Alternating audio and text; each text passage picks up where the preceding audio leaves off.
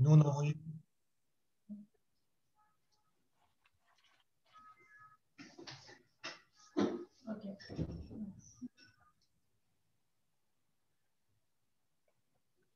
L'enregistrement a commencé.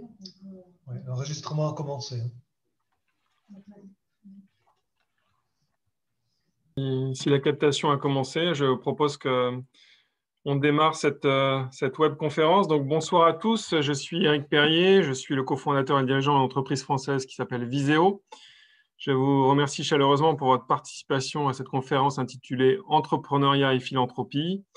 Elle est organisée à l'initiative d'un groupe d'entrepreneurs dont je fais partie, un groupe d'entrepreneurs philanthropes qui a décidé, au-delà de son engagement professionnel, de soutenir les travaux de recherche de l'Institut Imagine, le premier pôle européen de recherche, de soins et d'enseignement sur les maladies génétiques. Alors, l'objectif de la conférence de ce soir est assez clair. Nous réunissons les entrepreneurs. Nous souhaitons vous donner l'envie d'entreprendre autrement, vous donner l'envie de rejoindre le groupe des entrepreneurs amis d'Imagine. Nous souhaitons vous donner l'envie de devenir mécène. Notre objectif ce soir est de vous donner la possibilité de rejoindre un programme concret pour accélérer la recherche sur les troubles de l'apprentissage et transformer la vie des enfants atteints de ces affections et bien évidemment la vie de leur famille. Donc avant de laisser la parole aux conférenciers, à titre informatif, vous aurez la possibilité de poser des questions sur le chat et nous y répondrons en fin de conférence. Alors je suis accompagné ce soir d'une équipe d'éminents chercheurs. En premier lieu, le professeur Arnold Munich, médecin pédiatre et généticien. Il est le cofondateur et président en exercice de l'Institut Imagine. Arnold Munich œuvre pour mettre la génétique moléculaire au service de la pédiatrie et de concilier génétique clinique et génétique moléculaire. Nous serons également accompagnés par le professeur Stanislas Lyonnet, médecin pédiatre et généticien. Il dirige l'Institut depuis 2016. Nous aurons également la chance d'avoir une équipe de chercheurs, donc le docteur Vincent Cantagrel, directeur du laboratoire Imagine sur la génétique des troubles du neurodéveloppement, ainsi que le docteur Valérie Malan, praticienne hospitalière qui évolue au sein de ce même laboratoire. Nous aurons également le docteur Clotilde Ormière, pédiatre, qui contribue également aux travaux de recherche du laboratoire. Alors, je vous propose d'entrer dans le vif du sujet, sans plus attendre, en laissant la parole au professeur Lyonnet, qui va nous dresser en quelques chiffres le panorama des maladies génétiques, nous présenter l'Institut Imagine, son ambition, et contextualiser les pathologies dites multidis. Professeur Lyonnet. Merci beaucoup, Éric. Je suis très touché que vous ayez pu organiser ainsi ce séminaire in visio. On les préfère in vivo, mais on prend tout ce qui vient, surtout quand ça vient comme vous, d'amis qui avaient compris la démarche de l'Institut. Dont la première diapo dit tout au fond, c'est Imagine, ça veut dire Institut des maladies génétiques, ça parle aussi d'espoir, ça parle aussi de ce qu'on veut imaginer pour ses enfants, avec ses enfants, car tout est là. La recherche qui se déroule à l'Institut ne peut pas se dérouler ailleurs, car elle part de ses enfants et de leur famille pour leur revenir. C'est ça la boucle que nous chérissons, qui est si difficile à mettre en œuvre, il est parfois même difficile d'en convaincre, mais je crois que les chercheurs qui vont prendre la parole vous convaincront que cela ne peut pas tellement se faire ailleurs, en tout cas de cette manière-là. Au bas de cette diapositive, j'irai vite parce qu'on reviendra une demi-seconde, et je ne vais pas vous prendre beaucoup parce que c'est la parole aux chercheurs, mais ce sont des logos importants parce que ça veut dire que derrière Imagine, quand on vous parle d'Imagine, vous savez qu'en même temps, vous parle pour avoir validé sa stratégie, ses intentions, ses missions, les ambitions de l'Institut.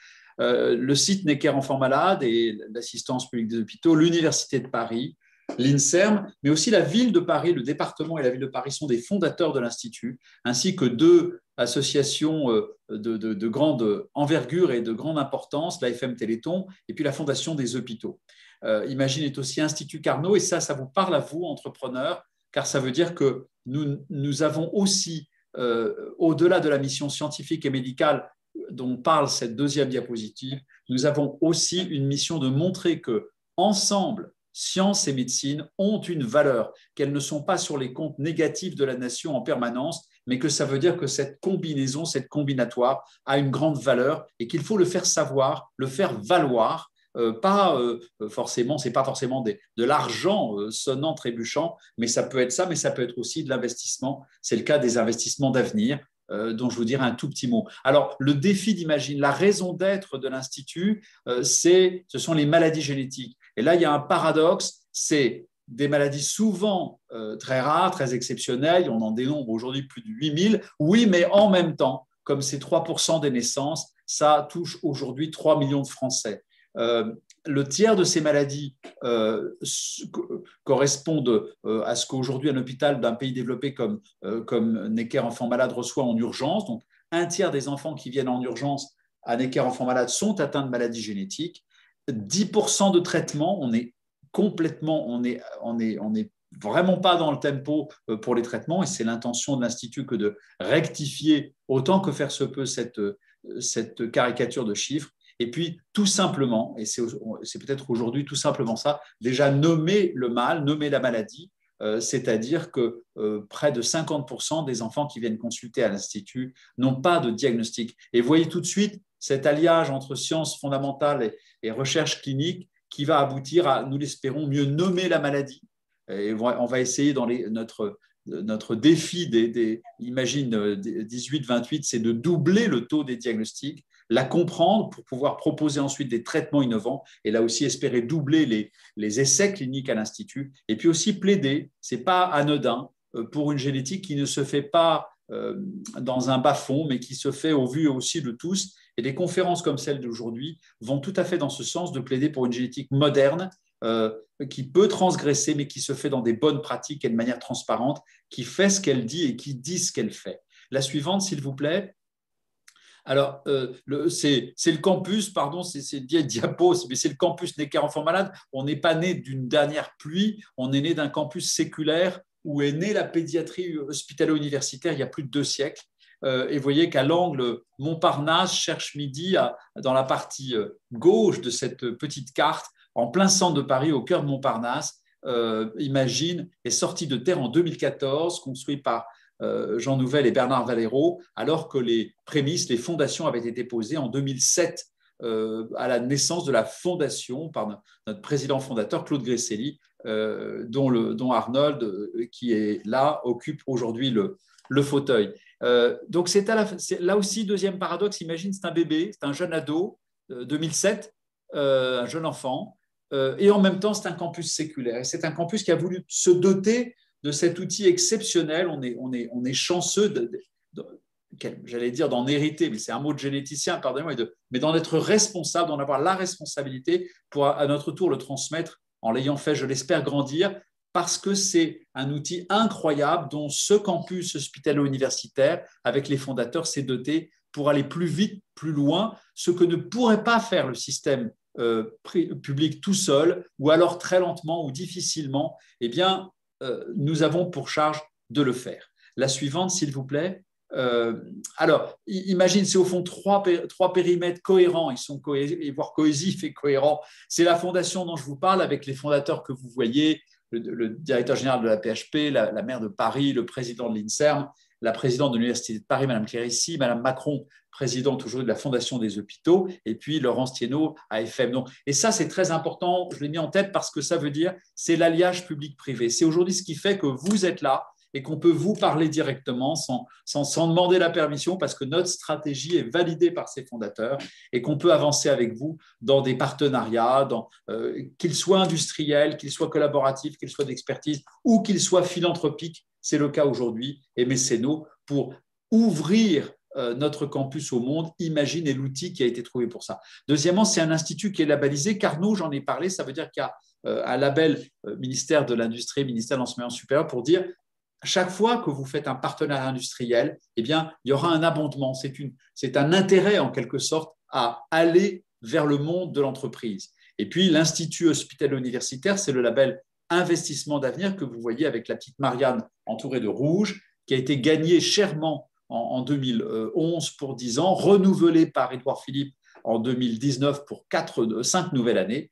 Et ce sont les budgets d'investissement d'avenir. Je ne vais pas vous faire le budget à l'Imagine, mais en gros, l'ambition, c'est que les partenariats industriels d'un côté, la levée de fonds philanthropiques et mécénales de l'autre, puissent aboutir à compenser en 2024 ce que les investissements d'avenir ont investi dans Imagine. Et Dieu sait si vous, entrepreneurs, ce thème d'investissement, vous le connaissez, vous êtes nés avec. Nous, on a dû l'apprendre. On n'est pas là pour dépenser cet argent, on est là pour l'investir. Ça n'a rien à voir. Et puis, Imagine est aussi une unité de recherche, je dirais plus classique, dans lequel les deux tutelles, l'Université de Paris et l'INSERM, se sont alliés pour que des chercheurs, des universitaires cohabitent, et aujourd'hui des médecins, cohabitent dans ce système. La suivante, s'il vous plaît, pardon, je vois que je dérape comme chaque fois, d'ailleurs, ce n'est pas la peine de… Alors, l'alliage, il est là, c'est la plus importante, c'est de dire les enfants au centre du dispositif. 30 000 consultations par an à l'Institut. Ce ne sont pas des enfants qui viennent dans un établissement de santé nouveau ou une clinique, ils viennent à Necker Enfants Malades et ils sont confiés à Imagine avec une question particulière. Est-ce que c'est génétique? Est-ce qu'il y a de la recherche? Est-ce qu'il y a un diagnostic? Est-ce qu'on peut faire mieux? Et puis, à côté de ces enfants, les équipes de recherche, l'une d'elles va parler, celle de Vincent Cantagrel avec le TILD, des plateformes, un millier de personnes sur ce campus qui gravitent autour du projet ou en font partie. Et puis, du côté plutôt clinique, le socle clinique de l'Institut, qu'est-ce que c'est? Ce sont quelques laboratoires associés de recherche clinique, mais surtout les centres de référence des maladies rares qui sont affiliés à l'Institut. Voilà le trio que nous espérons gagnant, c'est la clinique, les experts cliniciens, les médecins qui connaissent le mieux du monde ces maladies, les scientifiques, mais tournés vers les enfants qui viennent nous poser ces questions avec leur famille, avec pour notre mission de leur changer la vie, au fond. La suivante, s'il vous plaît. Alors, les partenaires industriels, c'est une de ces dias qu'on monte pour aller vite, mais pour vous dire, ils sont déjà à bord. Il y en a des petits, il y en a des moyens, il y en a des très gros, et ils ont compris qu'ils pouvaient trouver là un écho à leur propre développement et aussi des partenariats, des coopérations, et c'est exactement ce qui a donné naissance à l'Institut Carnot.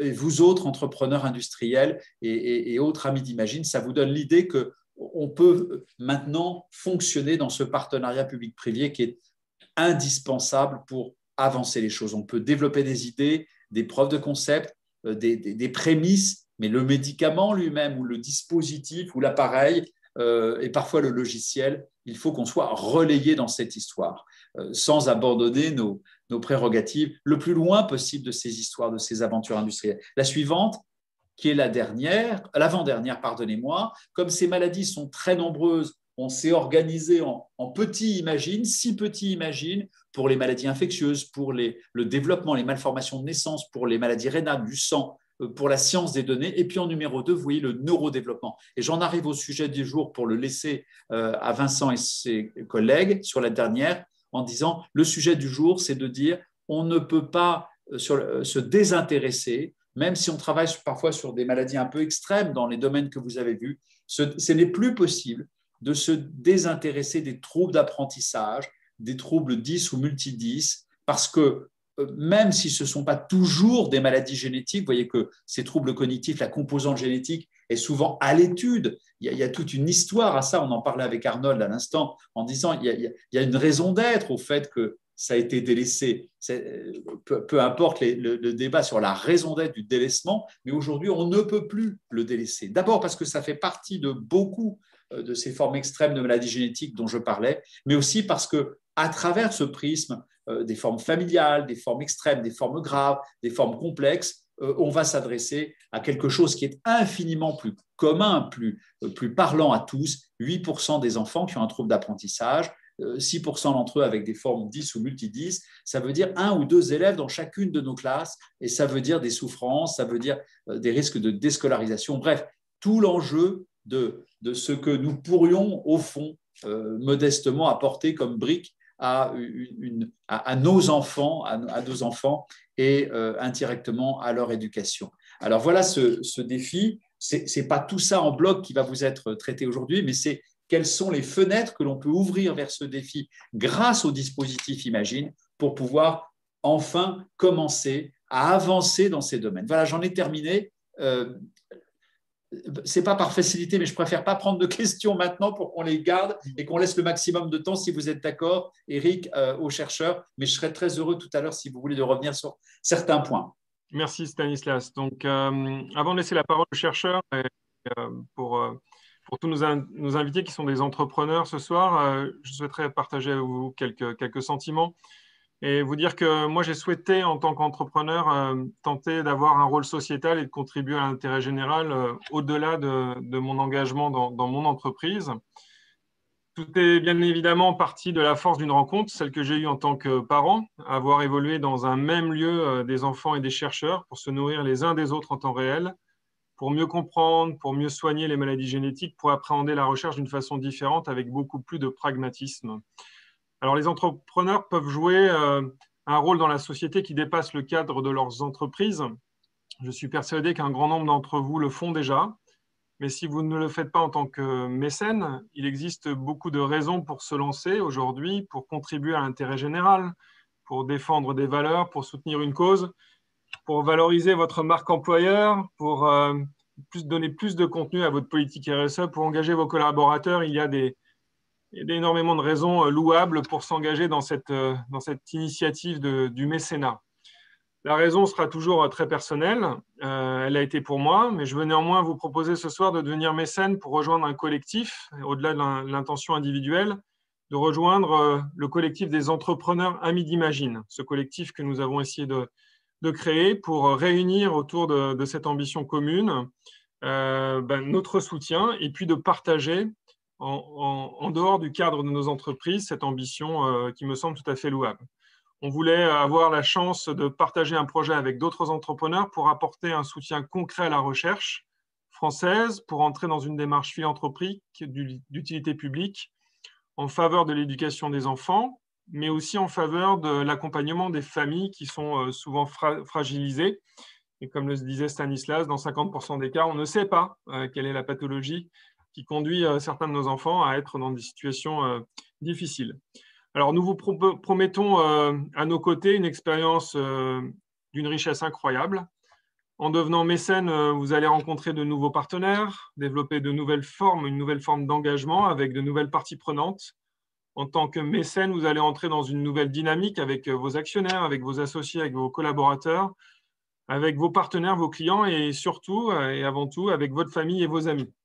Nous allons nous retrouver entre entrepreneurs au sein du collectif au cœur de l'Institut Imagine, plusieurs fois par an, pour échanger, mais également pour aller à la rencontre des chercheurs, pour suivre les travaux, pour tenter de comprendre, pour mesurer l'impact réel de ce que notre soutien leur a permis d'accomplir. Vous pourrez y associer vos proches, votre conjoint, vos enfants, pour que votre entourage proche comprenne que votre audace entrepreneuriale ne s'exprime pas uniquement à des fins professionnelles, mais aussi pour le bien commun.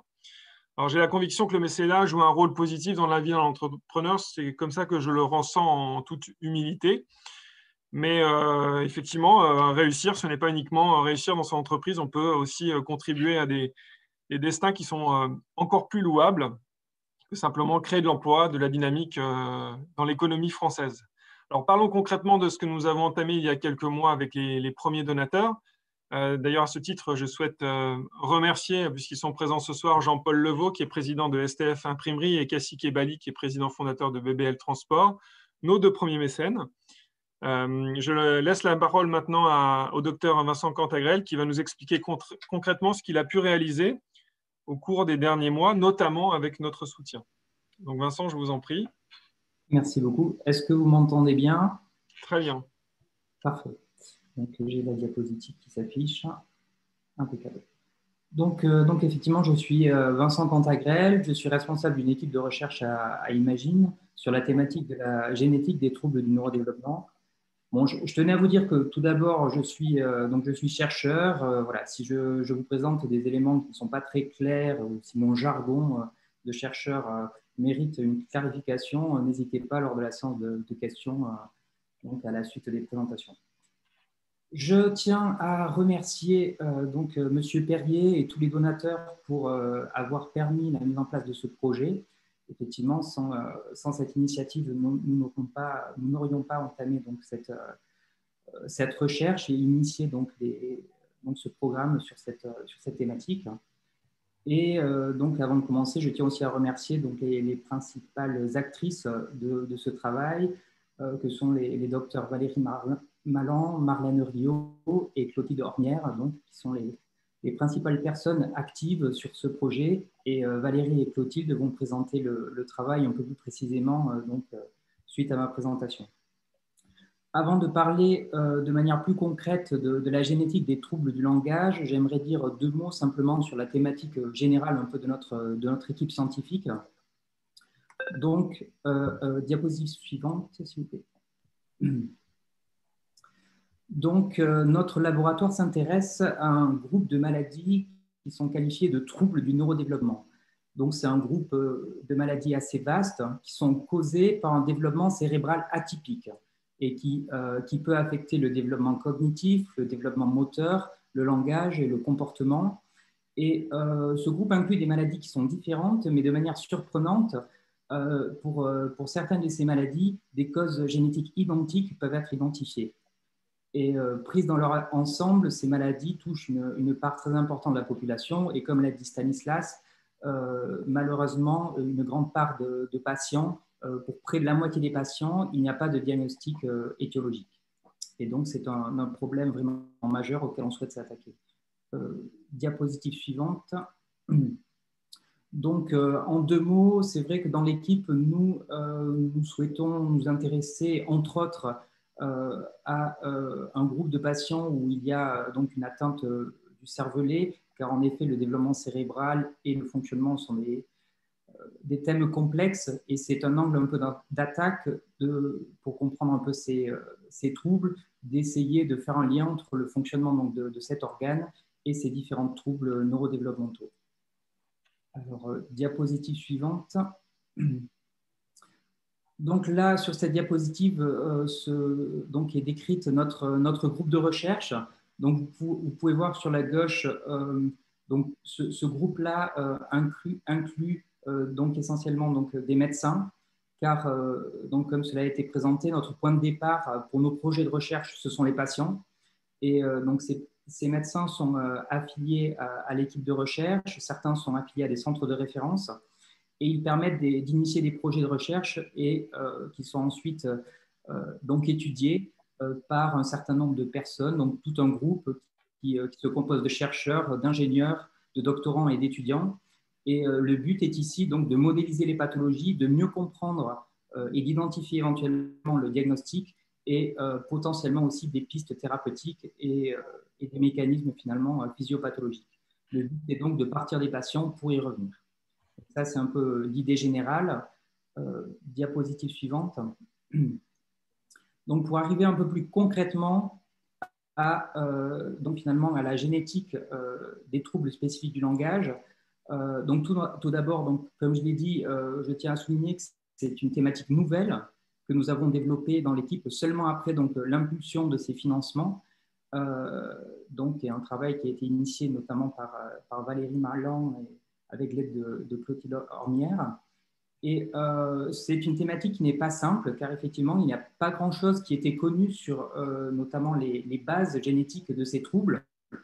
On ne s'attend pas à une maladie, à des pathologies avec une base génétique simple, mais on s'attend plutôt donc à une génétique complexe. Et la grande question est finalement d'essayer d'identifier quelle est la part de la composante génétique dans ces pathologies. Et ça, c'est une question qui n'est pas simple, mais si l'on regarde un peu les travaux qui ont été effectués, il y a une étude récente qui a été faite sur un trouble qui est sur le trouble de l'attention lié à l'hyperactivité. C'est un travail qui a été qui a été publié il y a 1 an et demi dans le journal Nature Neuroscience. Et en 2 mots, ce qui est intéressant, c'est qu'il s'agit d'un trouble qui est associé parfois justement au trouble du langage. Et l'étude d'une cohorte assez importante de patients atteints de ces troubles de l'attention et de l'hyperactivité a montré qu'il était possible de détecter une base génétique pour cette pathologie. Et de manière assez surprenante, finalement, la génétique identifiée dans ces troubles est très similaire aux bases génétiques identifiées dans l'autisme. Et ça, donc, c'est une information qui peut présenter un certain intérêt pour nous. D'une part, ça montre que pour ce type de trouble, il est possible d'identifier une base génétique. Et un autre message qui est intéressant, c'est qu'il qu'il est important d'avoir des cohortes qui sont assez importantes. Donc, un des aspects, c'est quelque chose auquel nous allons nous attacher. Il sera important de faire grandir la cohorte de patients sur laquelle on travaille. Mais un autre point qui est très important pour nous est aussi une caractérisation extrêmement fine et précise, d'abord au niveau clinique, puis ensuite au niveau génétique de ces patients. Et donc, pour vous parler un peu plus en détail de cette caractérisation à la fois clinique et génétique, je vais laisser la parole à Clotilde et à Valérie, donc, qui vont prendre la suite.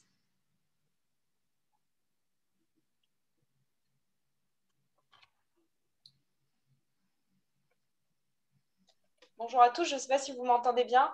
Je suis docteur Clotilde Ormière, je travaille dans le service de génétique clinique de l'hôpital Necker, je suis pédiatre.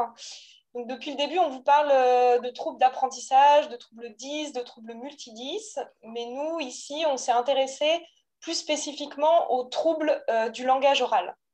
Alors, quand on parle de génétique de troubles d'apprentissage, ou troubles 10, on parle de la même chose, on est confronté à plusieurs difficultés. Les troubles d'apprentissage, comme l'a rappelé Stanislas, c'est une problématique qui est très fréquente, mais c'est surtout une population qui est très hétérogène. Déjà parce que parfois ils sont isolés, parfois ils sont associés à d'autres pathologies. On comprend bien que c'est très différent d'avoir une dyslexie, dysorthographie simple, donc une difficulté à apprendre à lire et à écrire, ou alors d'avoir une maladie plus complexe dans laquelle on a en plus, par exemple, un trouble dyspraxique qui est un trouble d'acquisition de la coordination. Cliniquement, pour nous, ce n'est pas les mêmes enfants, ce n'est pas la même sévérité. On observe depuis très longtemps des formes familiales dans les troubles d'apprentissage, mais on voit que parfois, même dans une même famille, d'un individu à l'autre, la sévérité de la pathologie est très différente. C'est donc un diagnostic complexe qui peut être fait à la fois par un médecin, parfois par un orthophoniste, parfois même par un enseignant. Et si on veut explorer ce grand groupe de troubles d'apprentissage sur le plan génétique, pour nous, ça pose un certain nombre de problèmes. Le premier, c'est est-ce qu'on pourra affirmer que l'anomalie génétique qu'on va trouver, elle est responsable du tableau clinique de l'enfant? C'est pour ça que nous, on a pris le problème un petit peu dans l'autre sens au départ, en disant, si on veut pouvoir avancer sur les bases génétiques des troubles d'apprentissage, on va essayer de prendre plutôt un petit groupe qu'on connaît bien, qu'on sait bien caractériser, pour essayer de limiter ces problèmes. Donc, c'est pour ça qu'on s'est intéressé d'abord aux troubles du langage oral, troubles spécifiques du langage oral, pour limiter ces biais d'interprétation. Les troubles spécifiques du langage oral, qu'on appelle aussi la dysphasie, ce sont des enfants qu'on sait reconnaître cliniquement d'abord par leurs compétences. C'est des enfants intelligents, qui n'ont pas de troubles relationnels, donc pas de troubles du spectre autistique, qui n'ont pas de problématiques éducatives ou familiales complexes, et qui pourtant n'arrivent pas à apprendre à parler. C'est un diagnostic qui, pour nous, reste compliqué et donc doit être posé par une équipe experte, pluridisciplinaire. C'est pour ça que je vous ai mis au milieu les différents intervenants, un neuropsychologue, un neuropédiatre, un orthophonie, être en lien avec l'école. Et quand on est sûr qu'on a ce diagnostic de dysphasie posé, nous, on sait que c'est une pathologie sévère, qu'on peut reconnaître, qui est moins fréquente. Et donc, ça nous crée un petit groupe pour lequel, pour nous, les résultats vont être plus faciles à interpréter. De plus, on sait depuis longtemps qu'il y a des facteurs génétiques qui influencent le développement du langage oral, même si je vous ai remis en bas qu'il y a aussi d'autres facteurs qui rentrent en compte, et qu'on a observé, comme je vous ai dit, depuis longtemps des familles avec plusieurs individus sur plusieurs générations qui présentent un trouble sévère et spécifique du langage oral. Donc nous, ce qu'on a fait au départ, c'est qu'on a pris des familles entières avec plusieurs individus de troubles spécifiques du langage oral, chez qui on a fait des analyses génétiques, Valérie va vous en parler, pour essayer de proposer à ce petit groupe, bien décrit cliniquement, des analyses génétiques, ce qui nous permettrait d'avoir plus de chances, si on trouve une particularité génétique dans la famille, de pouvoir conclure sur l'implication de cette particularité génétique dans le tableau clinique de cet enfant. C'est pour ça qu'au départ, on avait fait le choix plutôt de petites cohortes, de forme familiale, très bien phénotypées, plutôt que d'une large cohorte, ce qui avait plutôt été fait dans les troubles d'apprentissage jusque-là. On peut passer à la diapo d'après. C'est un parcours qu'on a mis en place en collaboration avec l'hôpital de Garches. Maintenant, on le fait depuis à peu près 3 ans et qui est un parcours patient formalisé depuis environ 1 an. Donc, l'idée, c'est que les enfants qui ont un trouble spécifique du langage oral sont diagnostiqués, expertisés au centre référence des troubles du langage et des apprentissages de Garches, qui est un centre qui est dirigé par le docteur Schlumberger, qui est neuropédiatre et dans lequel j'ai la chance de consulter une fois tous les 15 jours. Et on sélectionne des enfants qui ont soit une forme familiale, et on a élargi depuis récemment à des enfants qui sont des cas isolés dans des familles, mais qui ont des formes particulièrement sévères de troubles du langage oral. Quand les enfants ont bien été décrits sur le plan clinique, on leur propose, s'ils le souhaitent, une consultation de génétique clinique à l'hôpital Necker. Donc, ils sont reçus soit par le docteur Marlène Rio, qui est PH dans le service de génétique clinique, soit par moi, ici à Necker. Et à l'issue de la consultation, on leur propose des investigations génétiques que Valérie Malan va vous détailler.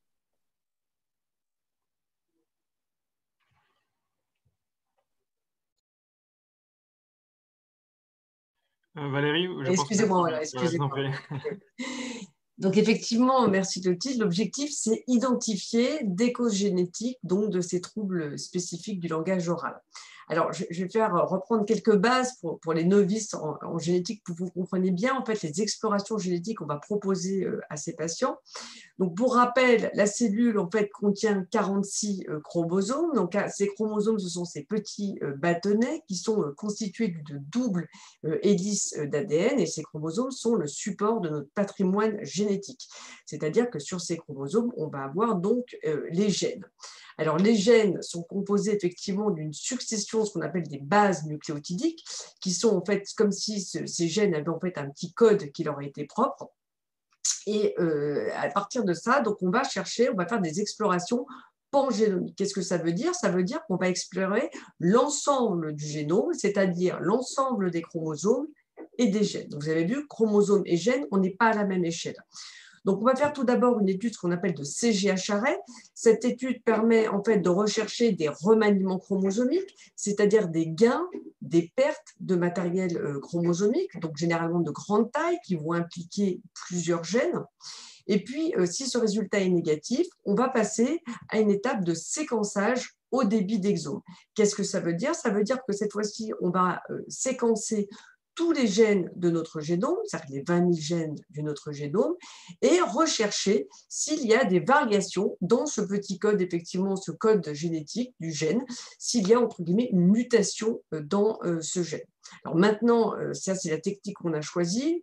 Maintenant, il y a des techniques, ce qu'on appelle le séquençage au débit de génome, c'est-à-dire qu'on regarde s'il y a une modification dans le gène, mais aussi entre les gènes, puisqu'il faut savoir qu'effectivement, les gènes, ce n'est que 1% de notre génome. Diapositive suivante. Donc, quelques résultats préliminaires. On a identifié chez effectivement des individus des gains, des pertes de matériel chromosomique, ça parle à CGH-arrêt. Donc, par exemple, une perte de matériel chromosomique sur le chromosome 1 qui était hérité du père, un gain de matériel chromosomique sur l'X qui était hérité aussi du père, dans des formes en fait familiales. Et puis, on a identifié aussi des variants dans des gènes comme PCH11X, IQ-SEC2. Donc, cette fois-ci, des mutations qui sont spécifiques dans le gène. Diapositive suivante. Donc, au total, pour l'instant, il y a 22 familles qui ont pu bénéficier d'exploration génétique. On voit qu'on a pu identifier des lésions génétiques dans 40% en fait, des familles dans cette cohorte initiale. C'est comme très important, donc c'est des résultats très encourageants. Et actuellement, 12 familles sont toujours en cours d'analyse de séquençage au débit d'exome. Diapositive suivante. Alors, je laisse la parole à Vincent. Je prends la suite, Valérie. Donc là, cette diapositive était pour faire un peu finalement un point sur l'argent qui avait été reçu par les dons et reçu par le laboratoire. Et donc là, en bleu, donc, là, vous avez indiqué les dons et les dépenses effectuées. Donc, vous pouvez voir que la majorité de l'argent a été engagée en majorité pour faire du séquençage. Donc, la technologie de séquençage qu'on utilise majoritairement pour ces patients, c'est une analyse de génome entier. Et par ailleurs, il y a une petite partie aussi de cet argent qui est utilisée pour engager donc une personne sur un contrat d'une dizaine de mois qui va commencer en janvier. C'est une personne qui est en contrat d'apprentissage et qui a déjà l'expérience donc de tout ce qui est préparation d'échantillons et d'analyse de type séquençage au débit. Donc voilà, c'était pour vous montrer que finalement, une grande partie donc, de l'argent était déjà engagée et que dans les mois à venir, on avait beaucoup de familles qui sont vues et suivies notamment par Clotilde et qui sont donc recrutées de manière régulière et qui seront incluses pour être séquencées. Et donc, c'est ces dépenses-là qui vont se faire. Et donc, c'est de cette manière-là que l'argent sera utilisé. Et en perspective, alors je ne sais pas si sur les bilans, Clotilde et Valérie, vous voulez rajouter des choses, mais c'est vrai que globalement, un des objectifs, c'est de continuer donc à augmenter la taille de la cohorte. On va se concentrer aussi sur les cas sporadiques, car en fait, c'est quelque chose d'assez intéressant de regarder notamment les mutations de novo, c'est-à-dire que les mutations qui apparaissent à la génération donc, de l'enfant du patient. Et il y a aussi des études bioinformatiques qui pourraient être réalisées une fois qu'on aura collecté assez d'informations sur les gènes qui seraient touchés, et notamment étudier donc, des réseaux d'expression et de co-expression de gènes, de regarder à quel endroit ils sont exprimés donc dans le cerveau en développement, et ça pourrait nous permettre de faire des liens un peu entre voilà, les parties du cerveau qui seraient touchées et donc leur implication donc, dans ces troubles du langage. Donc, je ne sais pas si Valérie ou Clotilde, vous voulez rajouter quelque chose pour conclure. Très bien. En tous les cas, merci, puisqu'on a voulu cette initiative pragmatique et transparente, donc elle l'est. Donc, merci de rendre accessible une partie de vos travaux à des non-initiés comme nous. Et merci pour la transparence, puisque je pense qu'on a besoin, nous, de pragmatisme pour être, d'une part, comprendre à quoi nous servons dans cette initiative, dans cette démarche, et puis de savoir à quoi les fonds sont utilisés. Donc, je voulais néanmoins dire qu'il faut qu'on aille plus loin, qu'on est qu'au démarrage de cette initiative qui a démarré il y a quelques mois seulement.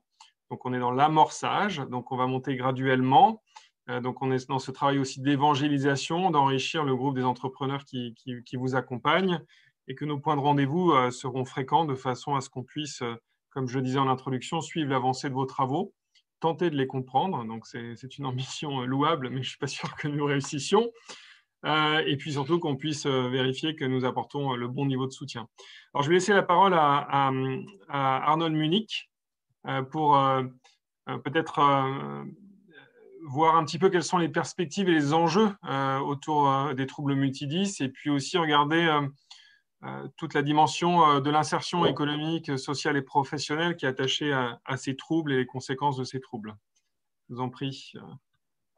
Merci Eric, merci à tous, merci aux orateurs qui ont exposé brillamment et celles et ceux qui sont avec nous ce soir. Je vais apporter une contribution avec un point de vue un petit peu différent, puisqu'il se trouve que par la force des choses, je me suis retrouvé à la tête d'un groupe d'écoles qui reçoivent des enfants en difficulté sur le plan scolaire. C'est 4000 enfants dans 8 écoles et ces enfants sont dans 5 villes de France. Il se trouve que pour des raisons liées à l'engagement de mon propre père, je n'avais pas d'autre choix que de tenter de continuer son action. Et j'ai donc été amené à visiter ces écoles de la deuxième chance. Et c'est là que j'ai pris l'initiative d'un travail en collaboration avec des chercheurs qui étaient initialement à Bicêtre, qui sont maintenant à Paris Santé Réussite, le groupe de Catherine Billard et ses collègues. Et on s'est intéressé à ces enfants qui étaient dans des écoles de la deuxième chance. Eh bien, dans certaines classes, ce n'est pas 7 ou 8%, comme disait Stan tout à l'heure, c'est 25% des enfants qui ont des troubles des apprentissages, 25 à 30% des gosses qui ont un dossier MDPH.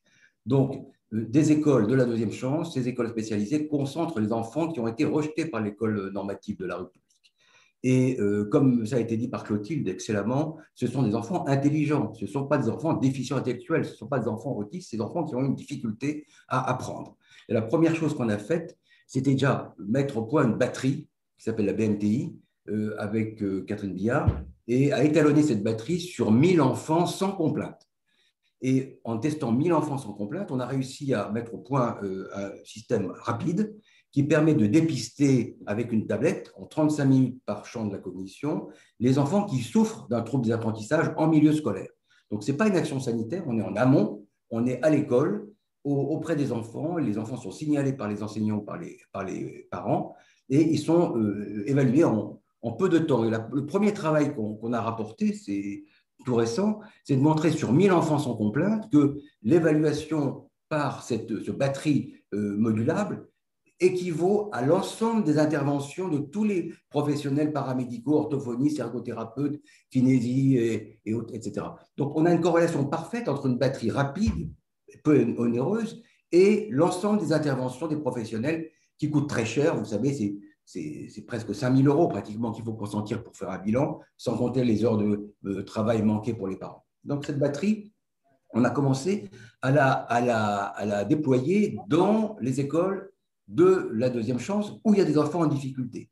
Et autre contribution très importante en amont de ce qui a été dit aujourd'hui, c'est que cette batterie modulable qui est faite par des enseignants ou du personnel scolaire permet de dépister les enfants qui souffrent de troubles d'apprentissage avec une sensibilité et une spécificité qui est pratiquement équivalente à celle de l'ensemble des interventions spécialisées.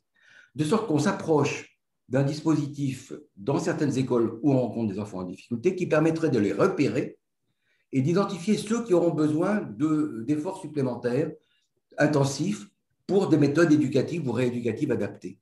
Donc, c'est un travail qui se déploie en 3 temps. Il fallait d'abord valider la batterie dans des populations de 1000 enfants sans complainte, ensuite l'appliquer à un groupe de 250 enfants dans les différents champs qui étaient concernés par la cognition et les troubles d'apprentissage, c'est-à-dire le langage écrit, le langage oral, la cognition mathématique, le graphisme et l'écriture, la visio-construction et les fonctions exécutives attentionnelles.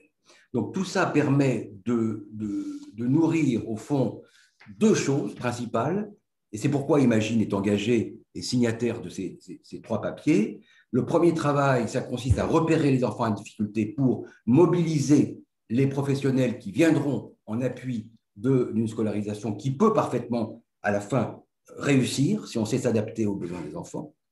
Et deuxièmement, ce qui est tout à fait pertinent de ce que vous avez entendu aujourd'hui, c'est de mieux caractériser, de mieux décrire ces enfants, de constituer des cohortes d'enfants souffrant de difficultés d'apprentissage et qui n'ont pas forcément consulté à l'hôpital. Un des enjeux, c'est de ne pas amener ces enfants jusqu'au stade de la consultation hospitalière. C'est qu'en milieu scolaire, on arrive à repérer ces enfants, ces fratries, parce qu'il y a des fratries, ou plusieurs générations, un parent et plusieurs enfants, de manière à ce que cette recherche ne soit pas, n'en arrive pas au point où il faut consulter en milieu hospitalier, on sait combien c'est difficile, mais on pourrait initier ces recherches sur la base de repérage soigneux dès l'école, dès les écoles spécialisées, dès le moment où un trouble a été bien caractérisé par cette batterie de repérage et aussi derrière par les professionnels qui vont mieux la caractériser. Donc, vous voyez, ce que vous avez entendu aujourd'hui, c'est un continuum qui commence pour nous de l'Institut Imagine et des consultations, mais si on veut bien s'en donner la peine, qui peut remonter très amont jusqu'à l'école. Et on peut envisager donc un avenir proche où on pourra déployer en milieu scolaire un repérage rapide des enfants qui ont besoin de soins, pour lequel il faudra peut-être faire un dossier d'aide spécialisée, pour lequel il faudra faire sans doute des interventions intensives, mais qui sont en cours d'être succès, puisque dans les écoles dont je vous parle, on arrive à des taux de succès aux examens de 97%.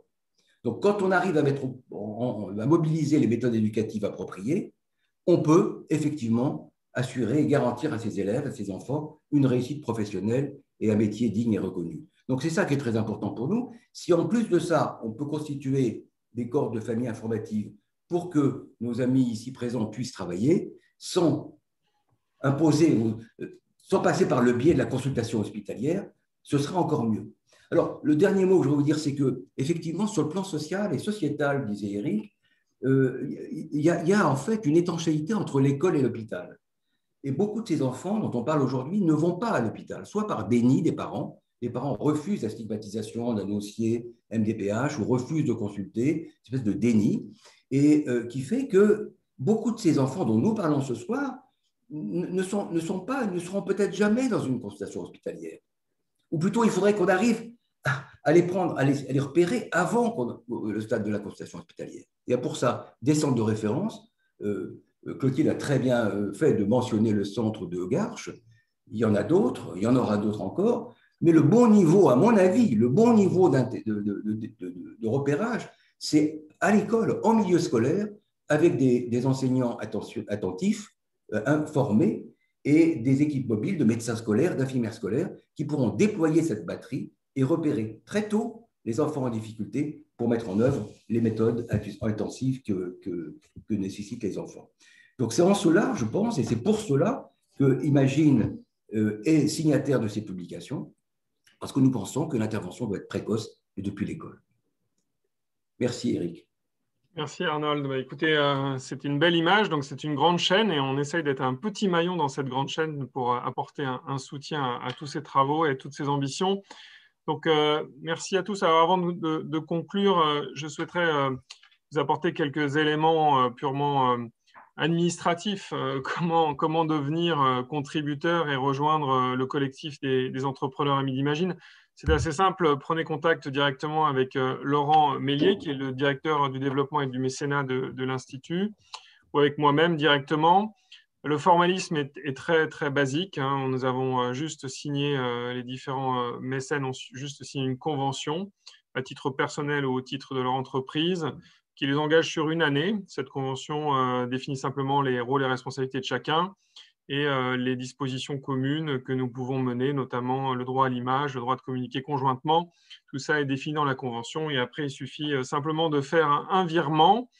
Et je vais laisser la parole à Laurent qui va nous expliquer d'un point de vue technique, si Laurent, tu es là, la dimension fiscale associée à ce type de don, puisqu'on bénéficie d'un régime fiscal spécifique.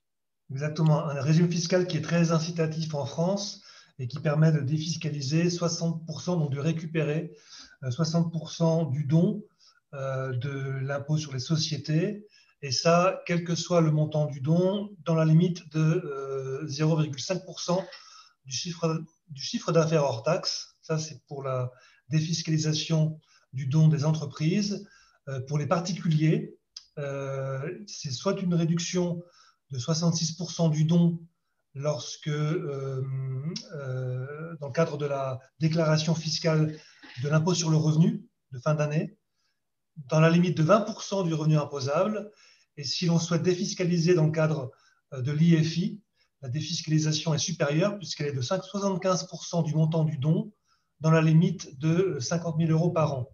Alors la fiscalité française, elle est un peu complexe, elle est très incitative, mais complexe et très changeante. Donc pour toutes les questions fiscales, ne pas hésiter à m'appeler ou à me contacter pour avoir davantage de précisions.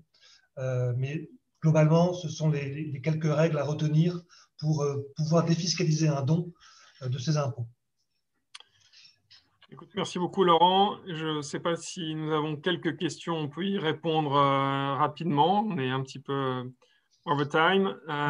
Quelques questions, Eric, de personnes qui n'ont pas pu se connecter mais qui vont recevoir l'enregistrement. Peut-être deux questions rapides. La première est la suivante. Pourquoi un tel projet n'a-t-il pas pu être réalisé avant? Est-ce que les moyens financiers limitent l'avancée de la recherche médicale dans le domaine des multidis?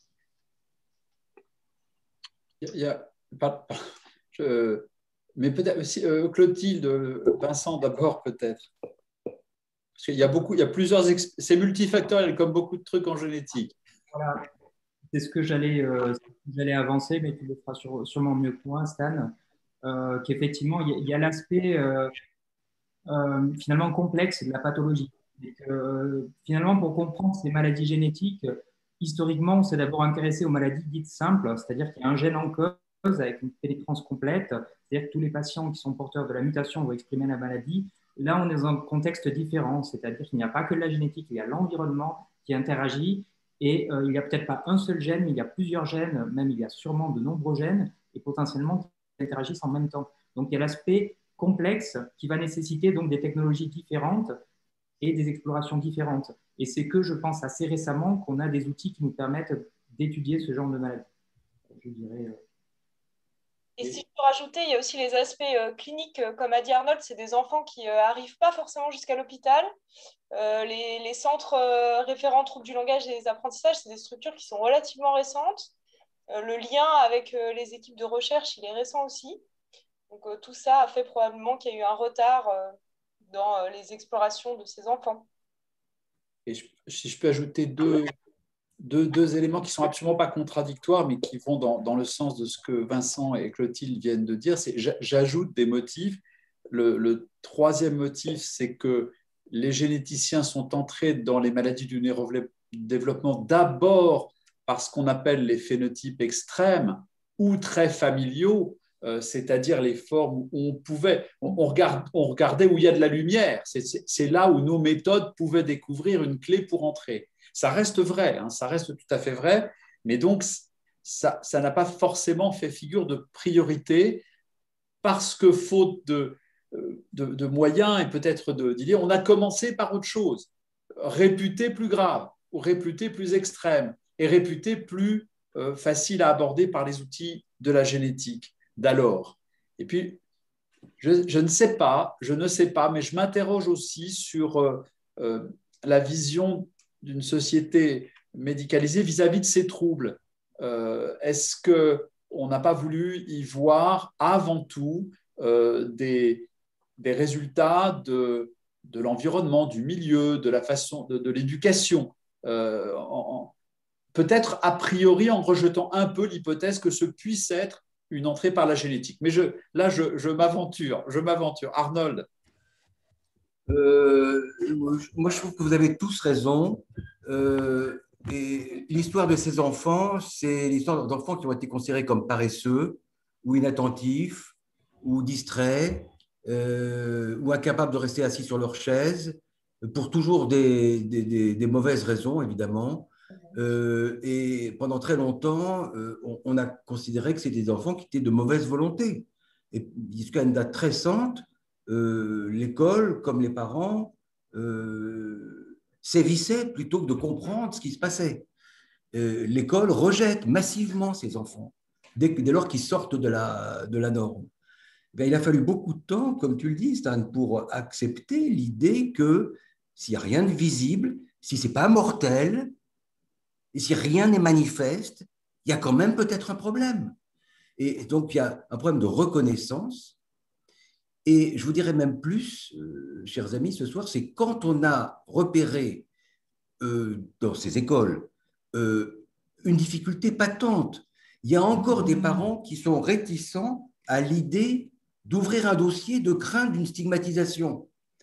Donc, la perception de l'enfant 10 est aussi discriminante en tant qu'elle prive le gosse des soutiens dont il a absolument besoin, sans parler des parents et des professionnels qui refusent le traitement par la Ritaline pour les enfants hyperactifs. Il y a encore ça comme perte de chance.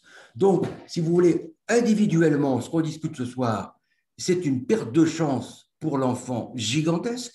On va l'envoyer dans un échec scolaire alors qu'il pourrait réussir s'il était reconnu, diagnostiqué et pris en charge. Donc, individuellement, c'est une perte de chance considérable. Et collectivement, c'est un gouffre financier, ce dont on parle ce soir. Donc, les deux se rejoignent. Perte de chance individuelle et collectivement un gouffre financier. C'est pour ça qu'Imagine s'engage. Parce que c'est une cause majeure, de santé publique majeure, qui a beaucoup à comprendre, beaucoup à chercher. Et aussi, c'est le rôle sociétal d'Imagine de faire en sorte que ces enfants différents soient acceptés. Le rôle sociétal d'Imagine, parce qu'il y a un rôle sociétal à Imagine, c'est l'acceptation des enfants comme ils sont. Arnold, c'est tellement bien dit. Laurent, tu avais une deuxième question, peut-être pour conclure. La question a été répondue Ok. grâce à Arnold, Stanislas et Vincent. Très bien. Écoutez, je vous remercie tous chaleureusement de votre participation. Donc, merci à toutes les équipes d'Imagine. Merci à Laurent et Nathalie qui m'ont aidé à organiser cette session. Merci aux donateurs et aux futurs donateurs. Donc, j'espère que nous aurons prochainement l'occasion de nous retrouver au sein d'Imagine pour aller à votre rencontre. Et puis à bientôt. Bonne soirée à tous. Merci beaucoup, Eric. Merci à tous. Merci à vous.